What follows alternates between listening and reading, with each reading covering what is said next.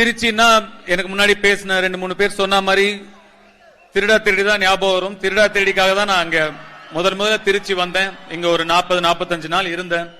சுப்பிரமணியம் சிவா தான் என்ன கூட்டிட்டு வந்தார் திருச்சிக்கு. அவர் தான் திருடா திருடியோட இயக்குனர். அப்போ காதல் கொண்டேன் இன்னும் முடியல, ஒரு 5 நாள் பேலன்ஸ் இருந்தது.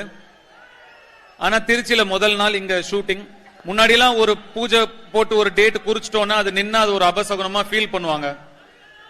அதனால அங்கேயும் இங்கேயும் ஷூட்டிங் நிறுத்த முடியல. காதல் கொண்டேன் அந்த 5 நாள் எடுத்து முடிச்சாதான் ரிலீஸ் ஆகுங்கிற ஒரு கட்டாயம். அதனால அங்கேயும் ஷூட்டிங் நிறுத்த முடியல. சோ அங்க சாயந்தரம் ஒரு 6 மணிக்கு ஷூட்டிங் ஆரம்பிக்கும். காலையில 4 மணிக்கு என்ன விடுவாங்க. அங்க இருந்து கார்ல ஏறி இங்க வருவேன். இங்க திருச்சி வந்து இங்க ஒரு 10 மணில இருந்து மறுபடியும் சாயந்தரம் 4 மணி வரைக்கும் ஷூட்டிங் நடக்கும். மறுபடியும் கார்ல ஏறி அங்க இருந்து சென்னைக்கு போவேன்.